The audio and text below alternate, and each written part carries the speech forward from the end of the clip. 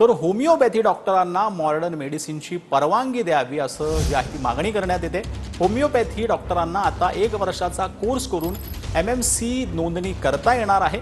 Homeopathy डॉक्टरांवरील निर्णयाला allopathy डॉक्टरांचा विरोध पाहायला मिळतो। 1 वर्षात कुणी 8 ते 10 वर्ष वैद्यकीय सराव करणाऱ्या डॉक्टरांची बरोबरी करू शकतात का असं जे आहे ते MSRDA ने म्हटलेलं आहे। सरकारनं निर्णय मागे घेतला नाही तर निवासी डॉक्टरांना संपावर जाण्याचा इशारा जो आहे तो दिला आहे। निर्णयाला महाराष्ट्रातले सर्व डॉक्टर्स आणि सिनियर रेसिडेंट डॉक्टर तर्फे MSRDA कडकडून विरोध करत आहे। कारण ज्या डॉक्टरांनी 8 ते 12 वर्ष आपले वैद्यकीय शिक्षणासाठी घालवले, त्यानंतर ते औषधी देऊ शकतात, त्यानंतर ते रुग्णांना ठीक करू शकतात।